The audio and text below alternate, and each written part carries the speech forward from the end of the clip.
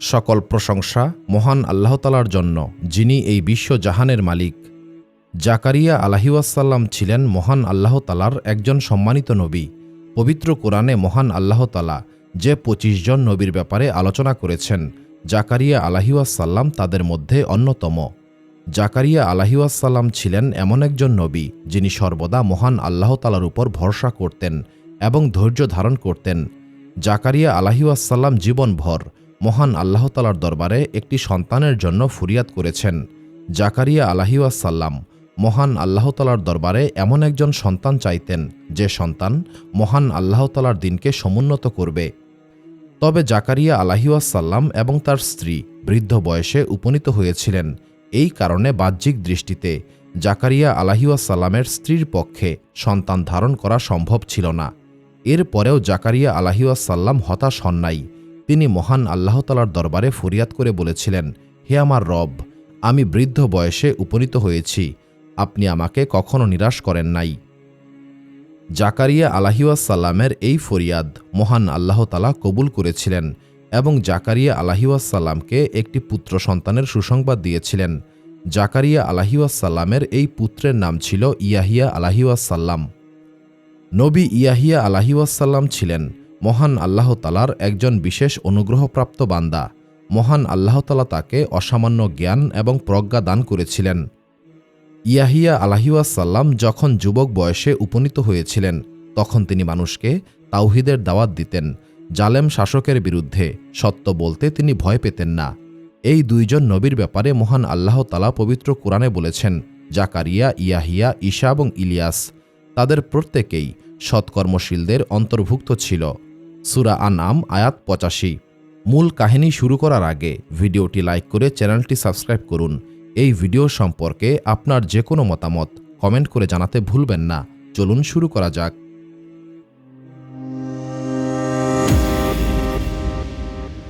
মহান আল্লাহ তাআলা ফিলিস্তিন অঞ্চলে এমন একজন নবীকে পাঠিয়েছিলেন যিনি জ্ঞান এবং প্রজ্ঞায় ছিলেন অনন্য। এই নবীকে মহান আল্লাহ তাআলা বনি ইসরাইল সম্প্রদায়ের জন্য পাঠিয়েছিলেন। এই নবী ছিলেন সুলাইমান আলাইহিসসালামের বংশধর। সুলাইমান আলাইহিসসালামের বংশধর হওয়ার পরেও তিনি রাজত্ব গ্রহণ করতে আগ্রহী ছিলেন না। ধন সম্পদের প্রতিও তার কোনো মোহ ছিল না। এই সম্মানিত নবী ছিলেন জাকারিয়া আলাইহিসসালাম। মহান আল্লাহ তাআলা জাকারিয়া আলাইহিসসালামকে এমন একটা সময়ে নবুয়ত দান করেছিলেন যে সময়ে বনি ইসরাইল সম্প্রদায় পাপের সমুদ্রে ডুবে গিয়েছিল। জাকারিয়া আলাইহিসসালামের স্ত্রী ছিলেন ইল আশা বিনতে ফাকুদ। তিনি ছিলেন একজন ধৈর্যশীল এবং ঈমানদার মহিলা। তিনি ছিলেন নবী হারুন আলাইহিসসালামের বংশধর। এই মহিয়সী মহিলা একটি সন্তানের জন্য হাহাকার করতেন। মহান আল্লাহ তাআলার দরবারে একটি সন্তানের জন্য কান্নাকাটি করতেন। তখন জাকারিয়া আলাইহিসসালাম তার স্ত্রীকে সান্ত্বনা দিয়ে বলতেন, মহান আল্লাহ তাআলা হচ্ছেন সর্বশক্তিমান। মহান আল্লাহ তাআলার রহমতের ভাণ্ডার কখনো শেষ হয় না। হয়তো এমন একটা দিন আসবে যেদিন মহান আল্লাহ তাআলা তোমার এই ফরিয়াদ কবুল করবেন। মহান আল্লাহ তাআলার রহমত থেকে কখনোই নিরাশ হওয়া যাবে না। জাকারিয়া আলাইহিসসালামের কথার উত্তরে এই মহিয়সী মহিলা বলতেন, মহান আল্লাহ তাআলার রহমত থেকে আমি কখনোই নিরাশ হইনি, তবে আমরা এই নিয়ামতের যোগ্য কিনা এই ব্যাপারে আমার সন্দেহ রয়েছে। আমরা হয়তো এই নিয়ামতের যোগ্য না। তখন জাকারিয়া আলাইহিসসালাম কোমল কণ্ঠে বলতেন, মহান আল্লাহ তাআলা যাকে ইচ্ছা দান করেন। আমাদের কাজ হচ্ছে মহান আল্লাহ তাআলার দরবারে ফরিয়াদ করা। এই ব্যক্তিগত বেদনার পাশাপাশি জাকারিয়া আলাইহিসসালামের উপর একটি বিশাল দায়িত্ব ছিল। মহান আল্লাহ তাআলা জাকারিয়া আলাইহিসসালামকে বনি ইসরাইল সম্প্রদায়ের জন্য নবী হিসেবে পাঠিয়েছিলেন। এই সময়টাতে বনি ইসরাইল সম্প্রদায় মহান আল্লাহ তাআলাকে ভুলে নাফরমানিতে ডুবে গিয়েছিল। বনি ইসরাইল সম্প্রদায় মুসা আলাইহিসসালামের শরীয়তকে নিজেদের সুবিধামতো বদলে ফেলেছিল। অন্যায়, অত্যাচার, জুলুম, ব্যভিচার সমগ্র বনি ইসরাইল সম্প্রদায়ের মধ্যে দাবানলের মতো ছড়িয়ে পড়েছিল। এমনই এক অন্ধকার সময়ে জাকারিয়া আলাইহিসসালামকে মহান আল্লাহ তাআলা নবুয়ত দান করেছিলেন। নবুয়ত প্রাপ্ত হওয়ার পর তিনি তার জাতিকে উদ্দেশ্য করে বললেন, হে আমার সম্প্রদায়, তোমরা কেন নাফরমানিতে লিপ্ত হয়েছ? তোমাদের এই নাফরমানির ফলাফল হবে ভয়াবহ। মহান আল্লাহ তাআলা ক্ষমাশীল। তোমরা মহান আল্লাহ তাআলার দরবারে তওবা করো। মহান আল্লাহ তাআলা অবশ্যই তোমাদেরকে ক্ষমা করে দেবেন। হে আমার সম্প্রদায়, মহান আল্লাহ তাআলা গজব নাজিল করার পূর্বেই তোমরা মহান আল্লাহ তাআলার রাস্তায় ফিরে আসো। বনি ইসরায়েল সম্প্রদায় জাকারিয়া আলাইহিসসালামের এই আহ্বানকে প্রত্যাখ্যান করেছিল। বনি ইসরায়েলের বেশিরভাগ মানুষ জাকারিয়া আলাইহিসসালামকে নিয়ে উপহাস করতে শুরু করেছিল। তারা জাকারিয়া আলাইহিসসালামকে উদ্দেশ্য করে বলল, হে জাকারিয়া, তোমার এইসব অর্থহীন কথাবার্তা আমরা শুনতে চাই না। তবু জাকারিয়া আলাইহিসসালাম ক্রমাগতভাবে বনি ইসরায়েল সম্প্রদায়কে মহান আল্লাহ তাআলার রাস্তায় ফিরে আসার জন্য আহ্বান করছিলেন। জাকারিয়া আলাইহিসসালাম সারা দিন বনি ইসরায়েল সম্প্রদায়কে দাওয়াত দিতেন এবং রাতের বেলায় মহান আল্লাহ তাআলার দরবারে কান্নাকাটি করতেন। তিনি মহান আল্লাহ তাআলার দরবারে ফরিয়াদ করে বলতেন, হে আমার রব, আমার কওম পথভ্রষ্ট হয়েছে, আপনি আমাকে শক্তি দিন, আমি যেন আমার সম্প্রদায়কে আপনার রাস্তায় ফিরিয়ে আনতে পারি। জাকারিয়া আলাইহিসসালাম বনি ইসরায়েল সম্প্রদায়কে শুধুমাত্র মহান আল্লাহ তাআলার রাস্তায় আহ্বান করতেন না, তিনি বনি ইসরায়েল সম্প্রদায়ের ভেঙে পড়া নৈতিক চরিত্রকেও ঠিক করতে চেয়েছিলেন। মুসা আলাইহিসসালাম বনি ইসরায়েল সম্প্রদায়কে যেই সমস্ত শিক্ষা দিয়েছিলেন, জাকারিয়া আলাইহিসসালাম মুসা আলাইহিসসালামের সেই শিক্ষাকে বনি ইসরায়েল সম্প্রদায়ের মাঝে আবারও ফিরিয়ে আনতে চেয়েছিলেন। এই কারণে বনি ইসরায়েল সম্প্রদায় জাকারিয়া আলাইহিসসালামকে নিয়ে উপহাস করতে শুরু করেছিল। তারা ভিন্ন ভিন্ন কৌশলে জাকারিয়া আলাইহিসসালামকে কষ্ট দিত। এরপরেও জাকারিয়া আলাইহিসসালাম ধৈর্যশীল ছিলেন। এক রাতে জাকারিয়া আলাইহিসসালাম নিজের ঘরে বসে মহান আল্লাহ তাআলার দরবারে ফরিয়াদ করে বললেন, হে আমার রব, আমি বনি ইসরায়েল সম্প্রদায়কে আপনার বাণী পৌঁছে দিয়েছি, কিন্তু আমার কওম এখনও পথভ্রষ্ট অবস্থায় রয়েছে। হে আমার রব, আপনি আমাকে এমন শক্তি দিন যাতে আমি তাদেরকে নাফরমানি থেকে ফিরিয়ে আনতে পারি। ওদের প্রত্যাখ্যানে আমি যেন কখনো ক্লান্ত না হই। জাকারিয়া আলাইহিসসালামের সহধর্মিনী ইল আশা জাকারিয়া আলাইহিসসালামের এই ফরিয়াদ শুনতে পেয়েছিলেন। তিনি এগিয়ে এসে জাকারিয়া আলাইহিসসালামের পাশে বসে কোমল কণ্ঠে বললেন, হে সম্মানিত নবী, আপনি আপনার পক্ষ থেকে সর্বোচ্চ চেষ্টা করেছেন। মহান আল্লাহ তাআলা আপনাকে সত্য পৌঁছে দেওয়ার দায়িত্ব দিয়েছেন, তাদেরকে জোর করে ঈমান কবুল করাতে বলেন নাই। ইল আশার এই কথায় জাকারিয়া আলাইহিসসালামের মন অনেকটাই শান্ত হয়েছিল। তিনি বললেন, হে ইল আশা, আমি অতি নগণ্য একজন মানুষ, আমি শুধুমাত্র মহান আল্লাহ তাআলার দরবারে আশ্রয় প্রার্থনা করি। জাকারিয়া আলাইহিসসালাম ক্রমাগতভাবে বনি ইসরায়েল সম্প্রদায়কে দাওয়াত দিচ্ছিলেন। অন্যদিকে বনি ইসরায়েল সম্প্রদায়ও পাল্লা দিয়ে জাকারিয়া আলাইহিসসালামকে উপহাস করছিল। জাকারিয়া আলাইহিসসালামের এই ধৈর্যশীলতা দেখে অনেক বনি ইসরায়েলিরা জাকারিয়া আলাইহিসসালামকে সম্মান করতে শুরু করেছিল। একদিন জাকারিয়া আলাইহিসসালাম বাইতুল মুকাদ্দাসে বসেছিলেন। এমন সময় একজন যুবক জাকারিয়া আলাইহিসসালামকে বললেন, হে জাকারিয়া আলাইহিসসালাম, আপনি এতটা ধৈর্যশীল কিভাবে হলেন? এই প্রশ্নের উত্তরে জাকারিয়া আলাইহিসসালাম বললেন, মহান আল্লাহ তাআলা আমাকে রহম করেন। যদি আমি ক্লান্ত হয়ে পড়ি, তবে আমার সম্প্রদায় আরও বেশি পরিমাণে গুনাহে লিপ্ত হয়ে যাবে। রাতের পর রাত, বছরের পর বছর জাকারিয়া আলাইহিসসালাম মহান আল্লাহ তাআলার দরবারে কান্নাকাটি করতেন। জাকারিয়া আলাইহিসসালামের বয়স যতই বৃদ্ধি পাচ্ছিল, তার শরীর ততই দুর্বল হয়ে পড়ছিল। এক রাতে জাকারিয়া আলাইহিসসালাম কান্নাজড়িত কণ্ঠে মহান আল্লাহ তাআলার দরবারে ফরিয়াদ করে বললেন, হে আমার রব, আমি বৃদ্ধ অবস্থায় উপনীত হয়েছি, আমি ক্রমাগত দুর্বল হয়ে পড়ছি, আপনি আমাকে কখনো নিরাশ করেন নাই।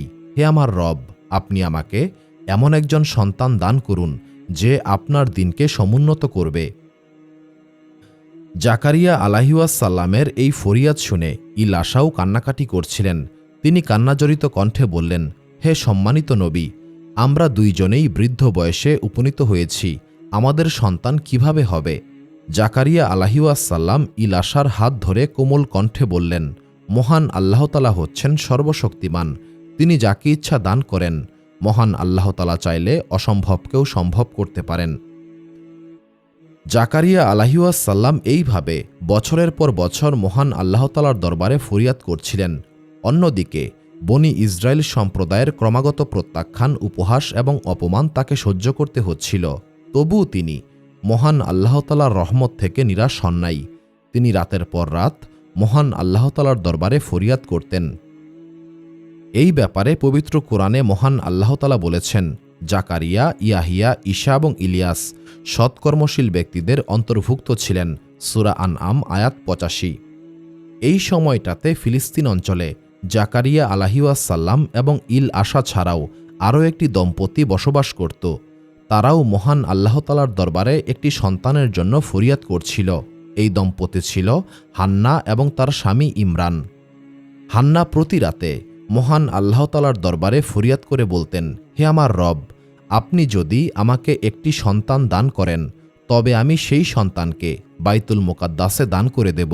সে শুধুমাত্র আপনার দাসত্ব করবে। হান্নার এই ফরিয়াদ একদিন ইলাশা শুনতে পেয়েছিলেন। তিনি হান্নাকে জড়িয়ে ধরে বললেন, হে আমার বোন, মহান আল্লাহ তাআলার রহমত থেকে কখনো হতাশ হবে না। মহান আল্লাহ তাআলা সমস্ত কিছুই জানেন। যদি তোমার নিয়ত খাঁটি হয়ে থাকে তবে তোমার ফরিয়াদ মহান আল্লাহ তাআলার দরবারে অবশ্যই কবুল হবে। অবশেষে একদিন হান্নার দোয়া মহান আল্লাহ তাআলা কবুল করেছিলেন। তিনি অনুভব করতে পারছিলেন যে তিনি মা হতে চলেছেন। এই খবরে হান্না এবং ইমরানের মনে আনন্দ ছড়িয়ে পড়েছিল। কিন্তু মহান আল্লাহ তাআলার পরিকল্পনা ছিল ভিন্ন রকম। যখন হান্নার সন্তান প্রসবের সময় ঘনিয়ে এসেছিল তখন ইমরান অসুস্থ হয়ে পড়েছিলেন।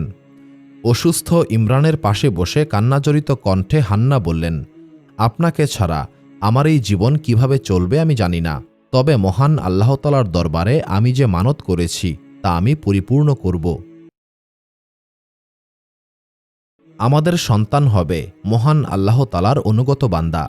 তখন ইমরান বললেন, হান্না, আমাদের সন্তানকে মহান আল্লাহ তাআলার রাস্তায় সমর্পণ করে দিও। মহান আল্লাহ তাআলাই আমাদের সন্তানকে রক্ষা করবেন।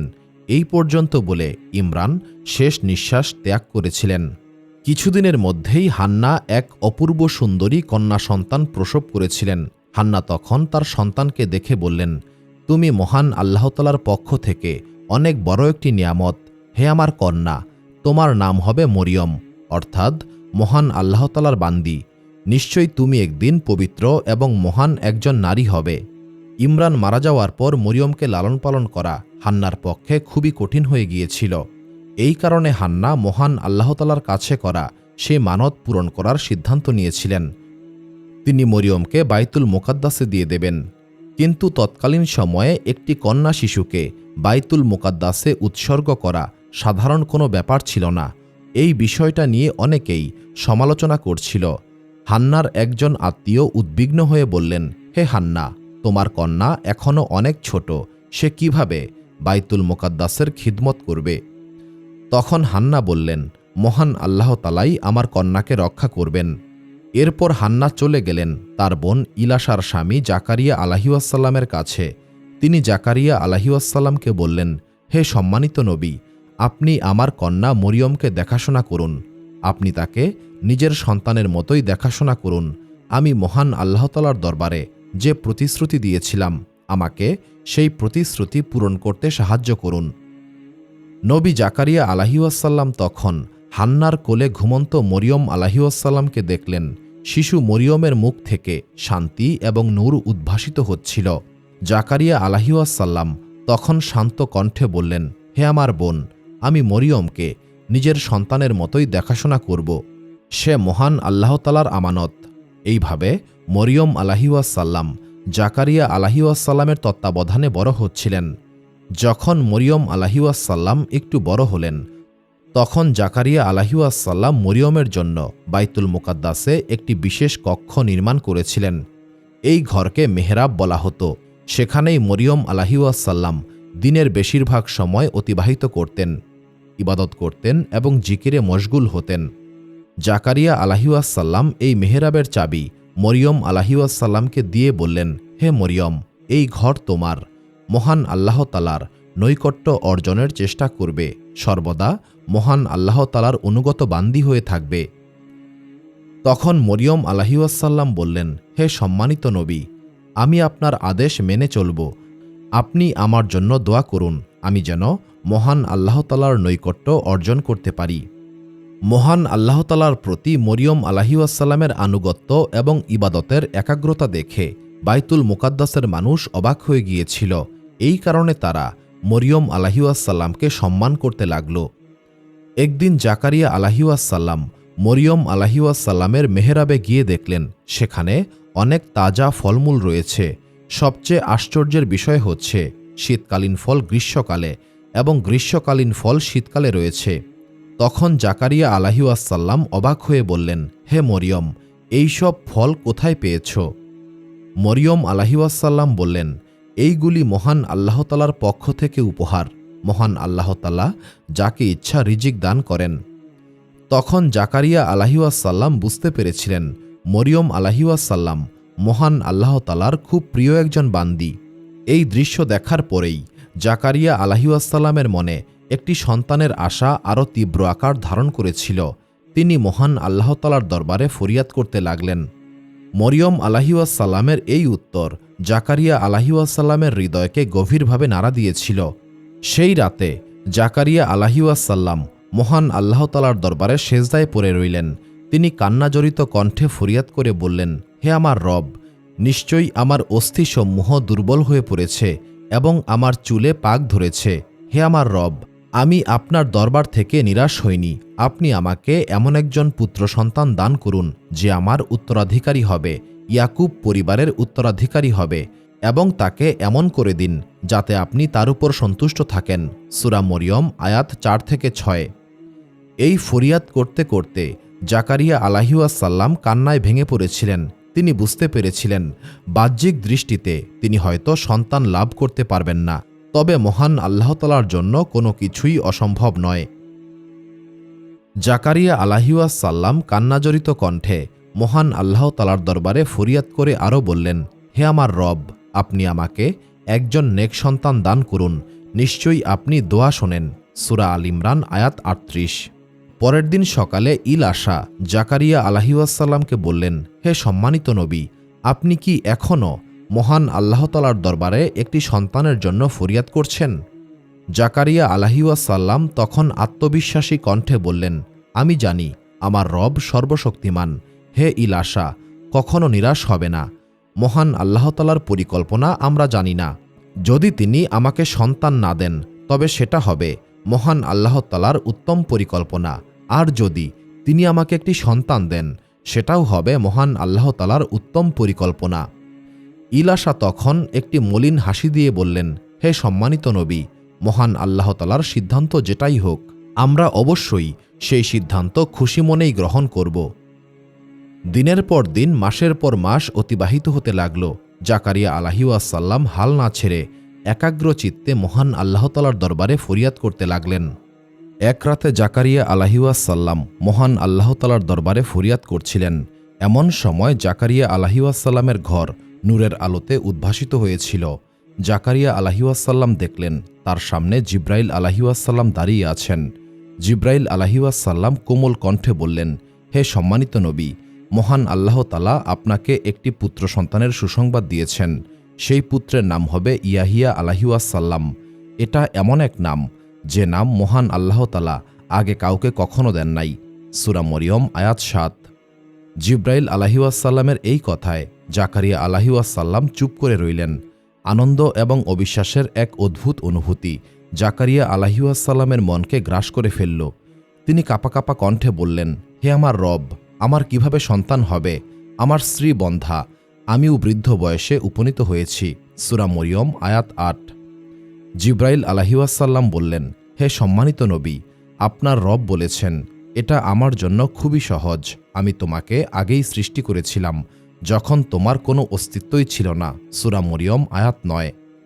জিব্রাইল আলাইহিসসালামের এই কথায় জাকারিয়া আলাইহিসসালামের হৃদয় শান্ত হয়েছিল। তিনি মহান আল্লাহ তাআলার দরবারে সিজদায় পড়ে মহান আল্লাহ তাআলার মহিমা এবং ক্ষমতার প্রশংসা করতে লাগলেন। কিছুদিন পরেই জাকারিয়া আলাইহিসসালামের স্ত্রী ইলাশা গর্ভবতী হলেন। এই খবর বনি ইসরায়েল সম্প্রদায়ের মধ্যে ছড়িয়ে পড়েছিল। এই সংবাদে বনি ইসরায়েল সম্প্রদায়ের অনেক ব্যক্তি তাওহীদের পথে ফিরে এসেছিল, কিন্তু অনেকেই এই সংবাদে উপহাস করতে লাগল এবং নবী জাকারিয়া আলাইহিসসালামকে ঘৃণ্য অপবাদ দিতে শুরু করেছিল। বনি ইসরায়েলের একজন ব্যক্তি বলল, এটা অসম্ভব, একজন বৃদ্ধা বন্ধ্যা মহিলা কিভাবে সন্তান ধারণ করতে পারে? নিশ্চয়ই জাকারিয়া কোনো জাদুর আশ্রয় নিয়েছে। কিন্তু জাকারিয়া আলাইহিসসালাম এই সমস্ত কথাকে কোনো পাত্তা দেন নাই। তিনি আরও বেশি পরিমাণে মহান আল্লাহ তাআলার ইবাদত করতে লাগলেন, যাতে তিনি বনি ইসরায়েল সম্প্রদায়ের ফিতনা এবং অপবাদের মোকাবেলা করতে পারেন। অবশেষে ইয়াহিয়া আলাইহিসসালামের জন্ম হল। নবী ইয়াহিয়া আলাইহিসসালাম যতই বড় হচ্ছিলেন, ততই তার বিশেষ গুণাবলী প্রকাশিত হচ্ছিল। একদিন ছোট্ট ইয়াহিয়া জাকারিয়া আলাইহিসসালামকে বললেন, হে সম্মানিত পিতা, মানুষকে মহান আল্লাহ তাআলার ইবাদত কেন করতে হয়? নবী জাকারিয়া আলাইহিসসালাম কোমল হাসি দিয়ে বললেন, হে আমার পুত্র, মহান আল্লাহ তাআলা হচ্ছেন সমগ্র বিশ্ব জাহানের মালিক। তিনি আমাদেরকে এই জীবন দান করেছেন, আমাদেরকে রিজিক দান করেন, অসংখ্য নেয়ামত দিয়েছেন। এই কারণে আমাদেরকে মহান আল্লাহ তাআলার ইবাদত করতে হয়। তখন ইয়াহিয়া আলাইহিসসালাম বললেন, তবে আমি মহান আল্লাহ তাআলার একজন অনুগত বান্দা হতে চাই। আমি আমার বাকি জীবন মহান আল্লাহ তাআলার দাসত্ব করে কাটাতে চাই। ছোট্ট ইয়াহিয়া আলাইহিসসালামের এই জ্ঞানী কথায় জাকারিয়া আলাইহিসসালাম আনন্দে ছেলেকে বুকে জড়িয়ে ধরেছিলেন। তিনি বললেন, হে আমার রব, আপনি কতই না মহান, আপনি আমাকে একজন নেককার সন্তান দান করেছেন। এরপর ইয়াহিয়া আলাইহিসসালাম বললেন, হে সম্মানিত পিতা, আপনি আমাকে নবী রাসূলদের গল্প বলুন। জাকারিয়া আলাইহিসসালাম আবারও হাসলেন। তিনি বললেন, হে আমার পুত্র, নবী রাসূলদের গল্প হচ্ছে আমাদের জন্য শিক্ষা। নবী রাসূলগণ ছিলেন মহান আল্লাহ তাআলার অনুগত বান্দা। মহান আল্লাহ তাআলা নবী রাসূলগণকে অনেক দায়িত্ব দিয়েছেন। হে আমার পুত্র, মহান আল্লাহ তাআলা তোমাকেও অনেক দায়িত্ব দেবেন। এরপর ইয়াহিয়া আলাইহিসসালাম বললেন, হে আমার পিতা, আপনি আমাকে তাওরাত কিতাবের শিক্ষা দিন। আমি এই কিতাবের সমস্ত কিছু জানতে চাই। এইভাবে ইয়াহিয়া আলাইহিসসালাম জ্ঞানের প্রতি আকৃষ্ট হয়ে পড়েছিলেন। অন্য শিশুরা যেখানে খেলাধুলায় মত্ত থাকত, সেখানে ইয়াহিয়া আলাইহিসসালাম জ্ঞান অর্জন করতেই বেশি পছন্দ করতেন। এইভাবে দিন অতিবাহিত হচ্ছিল। ইয়াহিয়া আলাইহিসসালাম তাওরাত কিতাবের উপর প্রচুর জ্ঞান অর্জন করছিলেন। একদিন ইয়াহিয়া আলাইহিসসালাম বললেন, হে আমার পিতা, আমি তাওরাতের এই আয়াত বুঝতে পারছি না। এই আয়াতে মহান আল্লাহ তাআলা বলেছেন, হৃদয়কে অহংকার থেকে পবিত্র রাখতে হবে। জাকারিয়া আলাইহিসসালাম বললেন, হে আমার পুত্র, হিংসা, বিদ্বেষ এবং অহংকার থেকে দূরে থাকতে হবে। মহান আল্লাহ তাআলা কৃতজ্ঞ বান্দাকে ভালোবাসেন। নবী ইয়াহিয়া আলাইহিসসালামের পড়াশোনার প্রতি আগ্রহ ছাড়াও তিনি খুব স্নেহশীল এবং মা বাবার প্রতি অত্যন্ত অনুগত ছিলেন। একদিন ইয়াহিয়া আলাইহিসসালামের মা ইলাশা অসুস্থ হয়ে পড়েছিলেন। তখন ইয়াহিয়া আলাইহিসসালাম দিনরাত মায়ের সেবা করেছিলেন। তিনি তার মাকে বললেন, আপনি সম্পূর্ণ সুস্থ না হওয়া পর্যন্ত আমি আপনার দেখাশোনা করব। ইলাশা তখন দুর্বল হাসি দিয়ে বললেন, হে আমার পুত্র, তুমি আমার জীবনের সবচাইতে বড় নেয়ামত। মহান আল্লাহ তাআলা আমাকে একজন নেককার সন্তান দান করেছেন। আল্লাহ তাআলা কতই না মহান। ইয়াহিয়া আলাইহিসসালাম তার মাকে ঘরের কাজে সাহায্য করতেন। একদিন জাকারিয়া আলাইহিসসালাম বললেন, হে আমার পুত্র, তুমি তোমার মায়ের প্রতি সদয় হওয়াকে কখনো থামিও না। মহান আল্লাহ তাআলা সেই বান্দাকেই ভালোবাসেন যে বান্দারা তার পিতামাতার প্রতি আনুগত্যশীল হয়। এইভাবে দিন অতিবাহিত হচ্ছিল। ইয়াহিয়া আলাইহিসসালাম যুবক বয়সে উপনীত হলেন। একদিন ইয়াহিয়া আলাইহিসসালাম একটি বৃক্ষের নিচে বসে মহান আল্লাহ তাআলার দরবারে দোয়া করছিলেন। তিনি বললেন, হে আমার রব, আপনি পরম দয়ালু, আপনি দয়াবান। এমন সময় একটি ছোট্ট হরিণ ইয়াহিয়া আলাইহিসসালামের কাছে আসলো। ইয়াহিয়া আলাইহিসসালাম সেই হরিণকে আদর করে দিলেন। তারপর বললেন, তুমিও মহান আল্লাহ তাআলার জিকিরে মশগুল হয়েছ, তাই না? হরিণটা ইয়াহিয়া আলাইহিসসালামের আরও নিকটে চলে আসলো। ইয়াহিয়া আলাইহিসসালাম সেই হরিণকে আদর করে বললেন, তুমি এবং আমি একই রকম। আমরা দুইজনই মহান আল্লাহ তাআলার মহিমার এক ক্ষুদ্র সৃষ্টি। মহান আল্লাহ তাআলার দয়া ছাড়া আমাদের কোনো অস্তিত্ব নেই। এক রাতে ইয়াহিয়া আলাইহিসসালাম খাবার গ্রহণ করার জন্য প্রস্তুত হচ্ছিলেন। তার খাবারের তালিকায় ছিল গমের রুটি এবং এক গ্লাস পানি। এমন সময় একটি ক্ষুধার্ত কুকুর ইয়াহিয়া আলাইহিসসালামের সামনে এসে উপস্থিত হল। তখন ইয়াহিয়া আলাইহিসসালাম সেই কুকুরকে রুটি দিয়ে দিলেন। তিনি কোমল স্বরে বললেন, খাও, আমার তুলনায় তুমি অনেক বেশি ক্ষুধার্ত। সেই কুকুর খুব দ্রুত সেই রুটি খেয়ে ফেলেছিল। এরপর ইয়াহিয়া আলাইহিসসালামের কাছেই বসে পড়েছিল, যেন ইয়াহিয়া আলাইহিসসালামকে কৃতজ্ঞতা জানাচ্ছে। সেই রাতে ইয়াহিয়া আলাইহিসসালাম আর কিছুই খেলেন না। তিনি শুধুমাত্র পানি পান করেই রাত কাটিয়ে দিলেন। তিনি মহান আল্লাহ তাআলার দরবারে ফরিয়াদ করে বললেন, হে আমার রব, আপনি আমাকে রিজিক দান করুন, আমি যেন সেই রিজিক আপনার সৃষ্টির সঙ্গে ভাগ করতে পারি। অন্য একদিনের কথা, ইয়াহিয়া আলাইহিসসালাম মরুভূমিতে ভ্রমণ করতে করতে ক্লান্ত এবং ক্ষুধার্ত হয়ে পড়েছিলেন। এমন সময় তিনি দেখলেন একটি খরগোশ তার সামনে এসে উপস্থিত হয়েছে। ইয়াহিয়া আলাইহিসসালাম সেই খরগোশটিকে ধরে ফেললেন। ইয়াহিয়া আলাইহিসসালাম ইচ্ছা করলেই এই খরগোশটিকে জবেহ করে খেতে পারতেন, কিন্তু তিনি খরগোশটিকে বললেন, মহান আল্লাহ তাআলা তোমাকে পূর্ণতা দিয়ে সৃষ্টি করেছে, তোমার এই ছোট্ট পাগুলি তোমাকে এত দ্রুত দৌড়াতে সাহায্য করে। এরপর ইয়াহিয়া আলাইহিসসালাম সেই খরগোশটিকে ছেড়ে দিলেন। এরপর তিনি কুয়া থেকে পানি সংগ্রহ করে পানি পান করলেন। তারপর বললেন, সকল প্রশংসা আমার রবের জন্য, যিনি সমগ্র সৃষ্টিকুলের রিজিকের ব্যবস্থা করেন। নবী ইয়াহিয়া আলাইহিসসালাম বুঝতে পেরেছিলেন, দুনিয়ার ধন সম্পদ প্রকৃত ধন সম্পদ নয়। প্রকৃত ধন সম্পদ হচ্ছে সেই হৃদয়, যে হৃদয় মহান আল্লাহ তাআলার দানের জন্য কৃতজ্ঞ হয়। মরুভূমিতে সন্ধ্যা নেমে এসেছিল। ইয়াহিয়া আলাইহিসসালাম সেই বৃক্ষের নিচে বসেই মহান আল্লাহ তাআলার জিকিরে মশগুল ছিলেন। এমন সময় ইয়াহিয়া আলাইহিসসালাম একটি ভীতিকর শব্দ শুনতে পেলেন। কেউ একজন বলল, হে সম্মানিত নবী, মহান আল্লাহ তাআলা আপনার উপর শান্তি বর্ষণ করুন। ইয়াহিয়া আলাইহিসসালাম সেই কণ্ঠের দিকে তাকালেন। ইয়াহিয়া আলাইহিসসালাম দেখলেন তার সামনে একজন ভয়ঙ্কর চেহারার মানুষ দাঁড়িয়ে আছে। এই ব্যক্তির চোখে যেন আগুন জ্বলছিল। একটি অশুভ কালো ছায়া এই লোকটিকে যেন ঘিরে রয়েছে। ইয়াহিয়া আলাইহিসসালাম এই লোকটিকে চিনতে পেরেছিলেন। এই লোকটি ছিল অভিশপ্ত ইবলিশ, যাকে মহান আল্লাহ তাআলা মানুষের প্রকাশ্য শত্রু হিসেবে ঘোষণা করেছেন।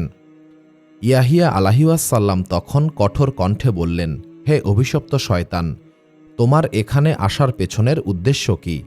ইবলিশ একটি ধূর্ত হাসি দিয়ে বলল, হে সম্মানিত নবী, আমি আপনার সঙ্গে কথা বলতে এসেছি। মহান আল্লাহ তাআলা আপনাকে অসামান্য জ্ঞান দান করেছেন, আমিও কিছুটা জ্ঞান সংগ্রহ করতে এসেছি। শয়তানের এই কথায় ইয়াহিয়া আলাইহিসসালাম সতর্ক হয়ে গেলেন।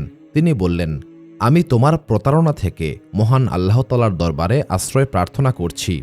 এরপর কিছুক্ষণ চুপ থেকে ইয়াহিয়া আলাইহিসসালাম বললেন, হে অভিশপ্ত শয়তান, আমি তোমার থেকে একটি জিনিস চাইব। ইয়াহিয়া আলাইহিসসালামের এই কথায় ইবলিশ বিভ্রান্ত হয়ে পড়েছিল। সে অবাক হয়ে বলল, হে সম্মানিত নবী, আপনার চাওয়া আমি পূরণ করার চেষ্টা করব, আপনার কি চাই? ইয়াহিয়া আলাইহিসসালাম বললেন, হে অভিশপ্ত শয়তান, আমি তোমাকে তোমার আসল রূপে দেখতে চাই। তখন ইবলিশ মুচকি হেসে বলল, হে সম্মানিত নবী, আমার আসল চেহারা অতি ভয়ঙ্কর, আপনি ভয় পাবেন। ইয়াহিয়া আলাইহিসসালাম বললেন, আমি মহান আল্লাহ তাআলার সৃষ্টি করা জাহান্নামের আগুনের চাইতে বেশি ভয় আর কাউকে পাই না। আমি শুধু এইটুকু দেখতে চাই, মহান আল্লাহ তাআলার অবাধ্য সৃষ্টির চেহারা কেমন হতে পারে। ইয়াহিয়া আলাইহিসসালামের কথায় ইবলিশ কিছুক্ষণ চুপ করে রইল। তারপর বলল, আপনার ইচ্ছা আমি পরিপূর্ণ করব, তবে আপনি ভয় পেলে আমাকে দোষ দেবেন না। এক মুহূর্ত পরেই শয়তানের চেহারা বদলে যেতে লাগল। ইবলিশের চামড়া কালো কয়লার মতো হল, দেহটা ক্ষত এবং পুজে ভরে গিয়েছিল। মাথায় বাঁকানো শিং বের হয়ে আসলো, চোখ লাল হয়ে জ্বলতে লাগল, তার মুখ ধারালো দাঁতে পরিপূর্ণ হল। এই ভয়ঙ্কর কুৎসিত চেহারা দেখে ইয়াহিয়া আলাইহিসসালাম আঁতকে উঠেছিলেন। তিনি বললেন, আমি অভিশপ্ত শয়তানের অনিষ্ট থেকে মহান আল্লাহ তাআলার দরবারে আশ্রয় প্রার্থনা করছি। ইবলিশ তখন তিক্ত হাসি হেসে বলল, হে সম্মানিত নবী, শুধুমাত্র আদমের জন্য আমার এই অবস্থা হয়েছে। এরপর শয়তান কিছুক্ষণ চুপ থেকে বলল, অনেক অনেক বছর আগে আমি ছিলাম এক সম্মানিত সৃষ্টি। আমি একবার টানা 4 লক্ষ বছর মহান আল্লাহ তাআলার দরবারে সেজদা করেছিলাম। কিন্তু মহান আল্লাহ তাআলা যখন আদম আলাইহিসসালামকে সৃষ্টি করেছিলেন, তখন থেকে আমার মন পরিবর্তন হতে শুরু করেছিল। সবথেকে খারাপ বিষয় হচ্ছে, মহান আল্লাহ তাআলা বলেছিলেন আদমকে সেজদা করতে, কিন্তু আমি ছিলাম আদম থেকে শ্রেষ্ঠ। মহান আল্লাহ তাআলা আমাকে আগুন থেকে সৃষ্টি করেছেন আর আদমকে সৃষ্টি করেছেন মাটি থেকে। আমি কিভাবে আমার চাইতে এক নিকৃষ্ট সৃষ্টিকে সেজদা করতে পারি? ইয়াহিয়া আলাইহিওয়াসাল্লাম বললেন, এই অহংকারের কারণেই মহান আল্লাহ তাআলা তোমাকে অভিশপ্ত করেছেন। ইবলিশ বলল, মহান আল্লাহ তাআলা আমার উপর ক্ষুব্ধ হয়েছিলেন, আমাকে অভিশাপ দিয়েছিলেন, আমাকে জান্নাত থেকে বের করে দিয়েছিলেন। যে আদমের কারণে আমি অভিশপ্ত হয়েছি, সেই আদম এবং তার বংশধরদেরকে আমি পথভ্রষ্ট করে ছাড়ব। তাদেরকেও আমি মহান আল্লাহ তাআলার দরবারে অপমানিত এবং অভিশপ্ত হিসেবে হাজির করব। তখন নবী ইয়াহিয়া আলাইহিওয়াসাল্লাম বললেন, হে অভিশপ্ত শয়তান, তুমি মহান আল্লাহ তাআলার দরবারে ক্ষমা চাও। মহান আল্লাহ তাআলা পরম করুণাময়, তুমি ক্ষমা চাইলে তিনি অবশ্যই তোমাকে ক্ষমা করে দেবেন। তখন অভিশপ্ত শয়তান বলল, আমি যদি মহান আল্লাহ তাআলার দরবারে ক্ষমা চাই, তবে এটা প্রমাণ হয়ে যাবে আদম আমার থেকে শ্রেষ্ঠ। আমি জাহান্নামে যেতেও প্রস্তুত রয়েছি, তবে এটা আমি কখনোই স্বীকার করব না যে আদম আমার থেকে শ্রেষ্ঠ। নবী ইয়াহিয়া আলাইহিওয়াসাল্লাম এবার দুঃখ ভরা কণ্ঠে বললেন, হে অভিশপ্ত শয়তান, অহংকার তোমাকে ধ্বংস করে দিয়েছে। তুমি এটা বুঝতেও পারছ না তুমি কতটা ক্ষতির সম্মুখীন হয়েছ। শুধুমাত্র নিজের অহংকারের কারণে তুমি মহান আল্লাহ তাআলার নাফরমানি করেছিলে। ইয়াহিয়া আলাইহিওয়াসাল্লামের এই কথায় ইবলিশ কিছুক্ষণ চুপ থেকে বলল, হে সম্মানিত নবী, আমাকে এইসব যুক্তি দেখাবেন না। আমি পূর্বেও বলেছিলাম আমি আদম থেকে শ্রেষ্ঠ, আমি এখনও বলছি, ভবিষ্যতেও বলবো। নবী ইয়াহিয়া আলাইহিওয়াসাল্লাম বললেন, হে অভিশপ্ত ইবলিশ, তুমি চলে যাও, তোমার ভাগ্য তুমি কখনোই পরিবর্তন করতে পারবে না। আমি তোমার ওয়াসওয়াসা থেকে মহান আল্লাহ তাআলার দরবারে আশ্রয় প্রার্থনা করছি। তখন ইবলিশ বলল, হে সম্মানিত নবী, আমি আপনার সঙ্গে কথা বলে আনন্দ পেয়েছি। মহান আল্লাহ তাআলা আপনাকে অসামান্য জ্ঞান দান করেছেন। আপনি মহান আল্লাহ তাআলার অনুগ্রহপ্রাপ্ত নবী, এই কারণে আমি আপনাকে কোনোভাবেই বিভ্রান্ত করতে পারব না। এরপর ইবলিশ ধীরে ধীরে অন্ধকারে মিলিয়ে যেতে লাগল। তবে যাওয়ার পূর্বে ইবলিশ আবারও বলল, হে সম্মানিত নবী, আমি কিয়ামত পর্যন্ত মানুষকে পথভ্রষ্ট করব। আমি মহান আল্লাহ তাআলার দরবারে মানুষকে অপমানিত করব। ইবলিশ চলে যাওয়ার পর ইয়াহিয়া আলাইহিওয়াসাল্লাম মহান আল্লাহ তাআলার দরবারে আশ্রয় চেয়ে সিজদায় লুটিয়ে পড়েছিলেন। তিনি বললেন, হে আমার রব, আপনি আপনার বান্দাদেরকে শয়তানের ওয়াসওয়াসা থেকে রক্ষা করুন। নবী জাকারিয়া এবং ইয়াহিয়া আলাইহিওয়াসাল্লামের সময়ে বাইতুল মুকাদ্দাস বাদশাহ হেরোদের অধীনে ছিল। এই বাদশাহ ছিল জালেম এবং প্রচণ্ড অহংকারী। এই বাদশাহ তাওরাতের আইনকে তাচ্ছিল্য করত। বাদশাহ হেরোদের ভাতিজি হেরোদিয়া ছিল প্রচণ্ড সুন্দরী। বাদশাহ হেরোদ তার ভাতিজি হেরোদিয়ার মোহে আচ্ছন্ন হয়ে পড়েছিল। সে হেরোদিয়াকে বিবাহ করার সিদ্ধান্ত গ্রহণ করেছিল। তবে তাওরাতের আইন অনুসারে এই বিয়ে ছিল সম্পূর্ণ নিষিদ্ধ। হেরোদের একজন মন্ত্রী হেরোদকে বলল, হে মহামান্য বাদশাহ, যদি সম্ভব হয় এই সিদ্ধান্তকে পরিবর্তন করে ফেলুন। আপনার এই সিদ্ধান্ত সমাজে এক খারাপ উদাহরণের সৃষ্টি করবে, সমাজে অনাচার বেড়ে যাবে। তখন হেরোদ কঠোর কণ্ঠে বলল, ধর্মীয় বা সামাজিক আইন আমার জন্য নয়, আমি বাদশাহ, আমি যা চাই তাই পূর্ণ হবে। হেরোদের এই কথায় সবাই চুপ হয়ে গিয়েছিল। মন্ত্রী আর কিছুই বললেন না, কারণ এখন কথা বললেই ভয়ঙ্কর শাস্তি পেতে হবে। যখন এই অনৈতিক বিয়ের কথা জাকারিয়া আলাইহিওয়াসাল্লাম এবং ইয়াহিয়া আলাইহিওয়াসাল্লাম জানতে পেরেছিলেন, তখন ইয়াহিয়া আলাইহিওয়াসাল্লাম জাকারিয়া আলাইহিওয়াসাল্লামকে বললেন, হে সম্মানিত পিতা, রাজ্যের বাদশাহ মহান আল্লাহ তাআলার আইনকে ভঙ্গ করবে, আমাদের এখন কি করা উচিত? জাকারিয়া আলাইহিওয়াসাল্লাম বললেন, হে আমার পুত্র, আমরা হচ্ছি মহান আল্লাহ তাআলার নবী, আমাদের কর্তব্য হচ্ছে মানুষকে সতর্ক করা। চলো আমরা বাদশাহ হেরোদকে সতর্ক করে আসি। যখন পিতাপুত্র দুইজন হেরোদের দরবারে উপস্থিত হলেন, তখন বাদশাহ হেরোদ কঠোর কণ্ঠে বললেন, হে জাকারিয়া এবং ইয়াহিয়া, তোমরা কি চাও? জাকারিয়া আলাইহিওয়াসাল্লাম বললেন, আমরা আপনাকে সতর্ক করতে এসেছি। মহান আল্লাহ তাআলা এই ধরনের বিবাহকে নিষিদ্ধ করেছেন। আপনি এই নাফরমানি থেকে বিরত থাকুন।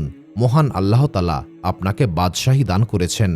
আপনি যদি মহান আল্লাহ তাআলার আইন ভঙ্গ করেন, তবে সমাজে ফিতনার সৃষ্টি হবে। মহান আল্লাহ তাআলার গজব থেকে সতর্ক হন। হেরোদ তখন বিদ্রূপ করে বলল, তোমার রবের শাস্তি? হে জাকারিয়া, আমি এই জেরুজালেমের মালিক, তোমার রব নন। যখন হেরোদের ভাতিজি হেরোদিয়া জাকারিয়া আলাইহিসসালাম এবং ইয়াহিয়া আলাইহিসসালামের কথা জানতে পেরেছিল, তখন সে বলল, হে মহামান্য বাদশাহ, জাকারিয়া এবং ইয়াহিয়া আপনাকে অপমান করেছে। আপনি যদি আমাকে সত্যিই ভালোবাসেন, তবে এই অপমানের প্রতিশোধ নিতে হবে। তখন হেরোদ বলল, হে হেরোদিয়া, তুমি শান্ত হও, আমি এখনই ওই দুইজনের শাস্তির ব্যবস্থা করছি। সেই রাতেই হেরোদ তার সেনাপতিকে বলল, জাকারিয়া এবং ইয়াহিয়াকে শাস্তি দিতে হবে। পরের দিন সকালে জাকারিয়া আলাইহিসসালাম বনি ইসরায়েল সম্প্রদায়কে উপদেশ দিচ্ছিলেন। এমন সময় সেখানে হেরোদের বাহিনী এসে উপস্থিত হল।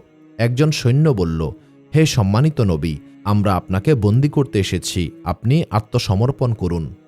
জাকারিয়া আলাইহিসসালাম একদম শান্ত ছিলেন।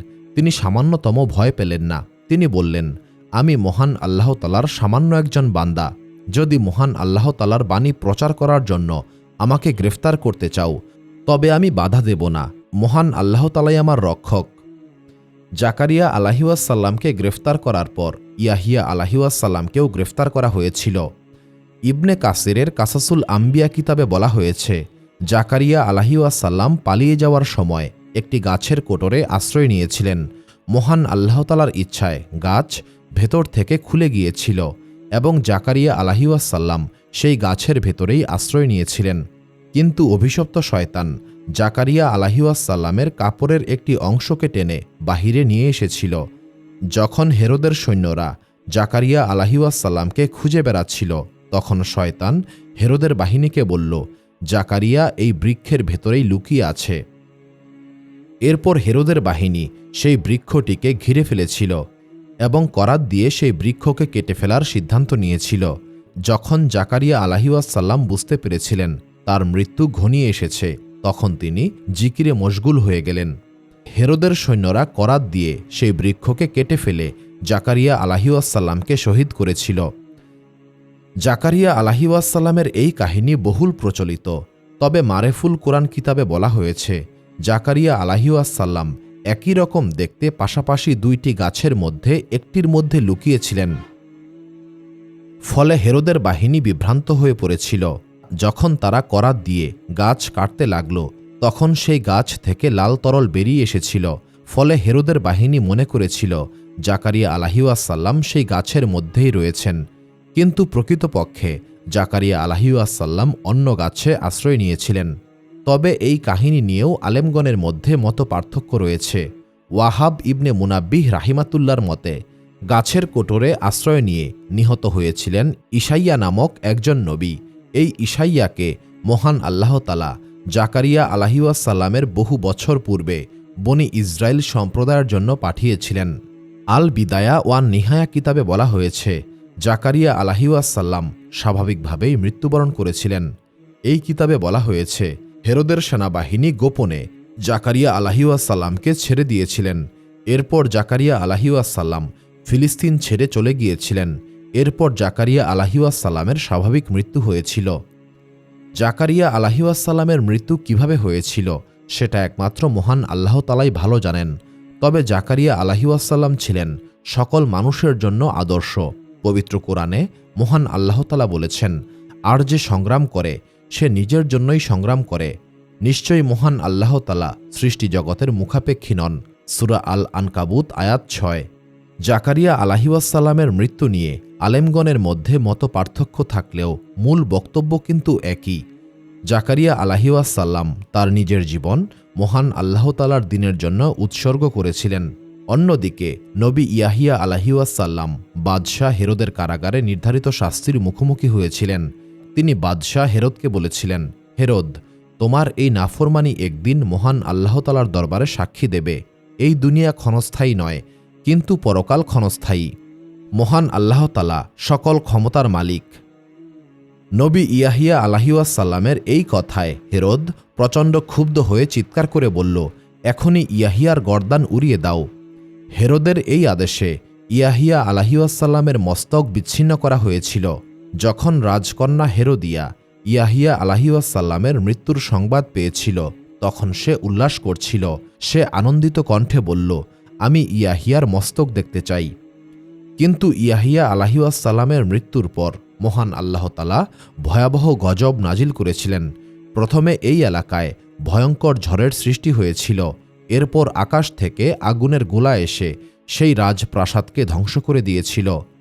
কিছু কিতাবে বলা হয়েছে মহান আল্লাহ তাআলা হেরোদ এবং হেরোদিয়াকে জন্তু বানিয়ে দিয়েছিলেন। নবী ইয়াহিয়া এবং জাকারিয়া আলাইহিসসালাম ছিলেন মানবজাতির জন্য অনন্য দৃষ্টান্ত। এই দুইজন নবী মহান আল্লাহ তাআলার দ্বীন প্রতিষ্ঠার জন্য জীবন দিয়েছেন। সুপ্রিয় দর্শক মণ্ডলী, প্রতিদিন নতুন নতুন ভিডিও পেতে আমাদের চ্যানেলটি অবশ্যই সাবস্ক্রাইব করুন এবং পাশে থাকা বেল আইকনটি প্রেস করতে অবশ্যই ভুলবেন না, এবং সেই সাথে আপনার যে কোনো মতামত আমাদের জানাতে আমাদের ভিডিওতে অবশ্যই কমেন্ট করুন। আশা করি আপনারা সবাই ভালো থাকবেন এবং সুস্থ থাকবেন। আসসালামু আলাইকুম।